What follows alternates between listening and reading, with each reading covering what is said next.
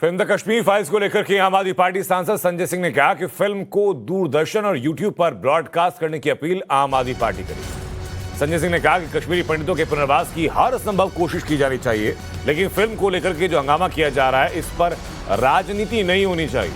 अरविंद केजरीवाल ने सदन में कहा था और संजय सिंह ने ये चीज वापस दोहरा दी कि हमें अपील करेंगे कि फिल्म को दूरदर्शन पर ब्रॉडकास्ट किया जाए और फिल्म को यूट्यूब पर अपलोड कर दिया जाए ताकि आम जनमानस तक वो आसानी से, सहजता से, सुलभता से और फ्री में पहुंच जाए। यह मामला है कि कश्मीरी पंडितों की पीड़ा को साझा करने की जरूरत है, कश्मीरी पंडितों को पुनर्वास देने की जरूरत है। कश्मीरी पंडितों के नाम पर एक फिल्म बनी जिसके ऊपर पैसा कमाने में पूरे भाजपाई जुटे हुए हैं। वो एक विवेक अग्निहोत्री डायरेक्टर है, उसके साथ पूरे भाजपा वाले मिलकर पोस्टर लगा रहे हैं पूरे देश में। आप मुझे बताइए, इस देश में तमाम फिल्में बनी, तमाम फिल्मों के जरिए लोगों की भावनाएं आती हैं निकल के सामने। अगर हम कह रहे हैं कि इस फिल्म को दूरदर्शन पे फ्री दिखाइए, अगर हम कह रहे हैं इस फिल्म को यूट्यूब पे फ्री दिखाइए, आप कह रहे हो ना कि टैक्स फ्री होना चाहिए। टैक्स फ्री करने के पीछे मकसद क्या है? पूरे देश के लोग इसको देखें, यही तो मकसद है। हम तो कह रहे हैं टैक्स फ्री करने के बाद जो पैसा लगता है वो भी पैसा नहीं लगना चाहिए। दूरदर्शन पे दिखाइए फ्री में सबको, यूट्यूब पे दिखाइए। 200 करोड़ कमा चुके यार, कितना कमाओगे? और 200 करोड़ कमा लिया ना, और कितने कमाओगे?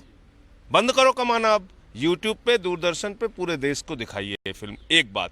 दूसरी बात, मैंने सदन के अंदर, आप लोगों ने देखा होगा, प्रस्ताव दिया, पूरे भाजपा ही भाग गए, तब से जवाब नहीं दे रहे हैं। मैंने कहा 1 साल की सांसद निधि 5 करोड़ रुपए मैं कश्मीरी पंडितों के पुनर्वास के लिए देना चाहता हूं। भाजपा ही भाग गए, उस दिन के बाद से जवाब नहीं दे रहे हैं। इसका मतलब क्या है कि कश्मीरी पंडितों के पीड़ा के नाम पर रुपया कमाना है, करोड़ की आमदनी करना है, लेकिन उनके पुनर्वास की व्यवस्था नहीं करनी है। इसी बीच एक बड़ी खबर सामने आ रही है। वो बड़ी खबर बताएं, वो कश्मीर फाइल्स को लेकर के एक अपडेट लगातार आपको दे रहे हैं। दिल्ली के डिप्टी सीएम मनीष सिसोदिया ने कश्मीर फाइल्स को लेकर कहा कि कश्मीरी पंडित अपना दर्द 200 करोड़ में नहीं बेचना चाहते। हर कोई चाहता कि पूरा देश फिल्म देखे, लेकिन 500 रुपए की टिकट लेकर नहीं। मैं भी देखना चाहता हूं, मैं कश्मीर गया भी हूं, मैंने बहुत अच्छे से देखी, कश्मीरियों का दर्द भी देखा है, कश्मीर को भी देखा, और मैं दोबारा देखना चाहूंगा।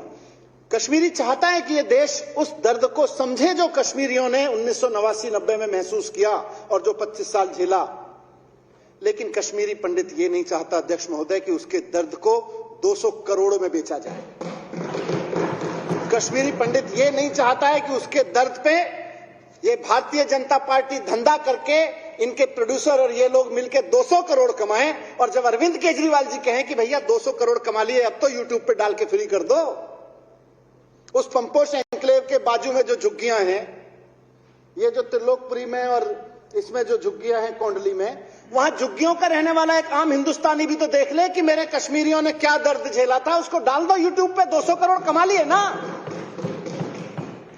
और मैं चाहता हूं इस सदन की ओर से, ये तो कश्मीरी चाहता है और मैं भी चाहता हूं कि पूरा देश देखे उस दर्द को। तो यह अरविंद केजरीवाल पर केंद्रीय मंत्री मुख्तार अब्बास नकवी ने पलटवार किया। सुनवाते हैं आपको। अरविंद केजरीवाल कह रहे हैं कि बीजेपी ने कश्मीरी हिंदुओं के साथ न्याय नहीं कर रही है, वो गंदी राजनीति कर रही है। मुझे दिखाई पड़ता है कश्मीर फाइल के बाद चोट कहीं लगी है, चीख कहीं से निकल रही है। अब इस गुनाहों के गठबंधन के साथी केजरीवाल साहब तो मुझे दिखते नहीं थे, लेकिन अचानक जो है मान न मान मैं तेरा मेहमान बन गए।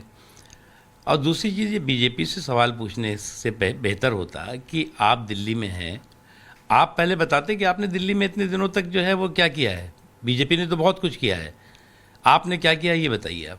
सर, वो ये कह रहे हैं कि दिल्ली में कश्मीरी पंडितों को उन्होंने 250 नौकरियां दी हैं।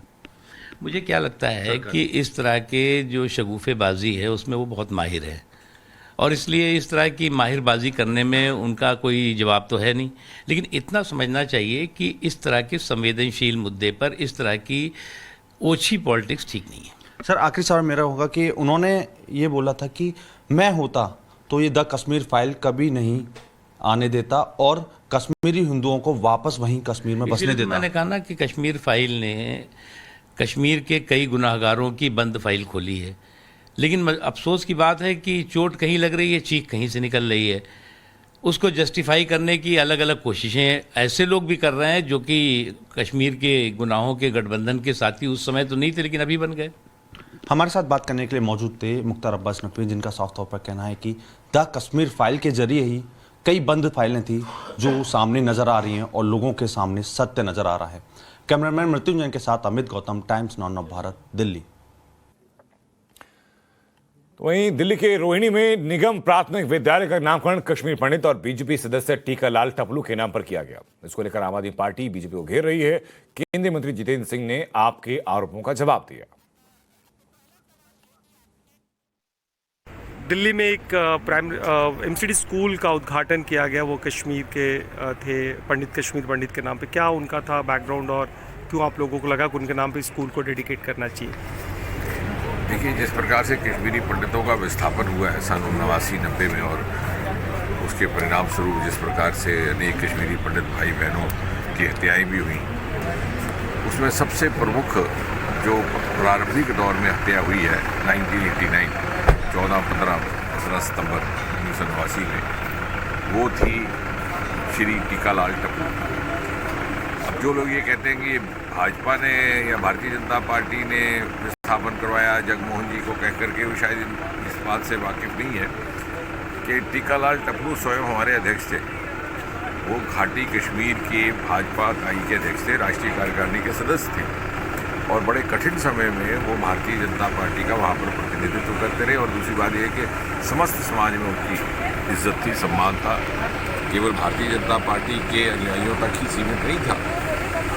मुसलमान वर्ग हो, हिंदू वर्ग हो, हर तरफ उनकी इज्जत थी। और मैंने इसलिए कल भी जब ये इसका नामकरण हुआ है एमसीडी स्कूल का टीकालाल टपलू के नाम पर, तो मैंने ये कहा था कि उनकी हत्या से न केवल भारतीय जनता पार्टी या कश्मीरी पंडित समुदाय को आहत पहुंची, बल्कि उससे कहीं अधिक आहत, जो शायद अभी समझा नहीं जा रहा, कश्मीर की सभ्यता को पहुंची। और इसलिए मुझे लग रहा है कि एक श्रद्धांजलि उनको देने का कार्य जो बहुत पहले हो जाना चाहिए था, मैं उसमें अभिनंदन करूंगा हमारे मित्र विजेंद्र गुप्ता जी का, जो रोहिणी के विधायक भी हैं और वहाँ बड़े लोकप्रिय नेता हैं। उन्होंने एक पहल की और हम सब ने मिलकर के पहली बार किसी प्रमुख विस्थापित कश्मीरी पंडित के नाम पर किसी स्कूल का नामकरण हुआ है। और अब आपको महाराष्ट्र के जलगांव की तस्वीर दिखाते हैं। जलगांव में फिल्म कश्मीर फाइल्स देखकर सिनेमा घर से बाहर आए शख्स को शिवसेना कार्यकर्ताओं ने पीटा। आरोप है कि शख्स ने फिल्म को लेकर महाराष्ट्र सीएम उद्धव ठाकरे की आलोचना करते हुए एक फेसबुक पोस्ट किया।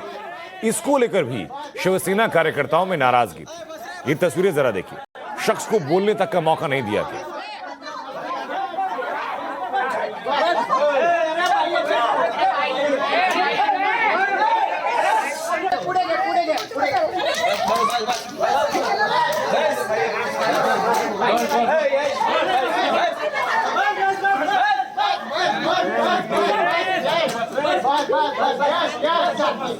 बस रे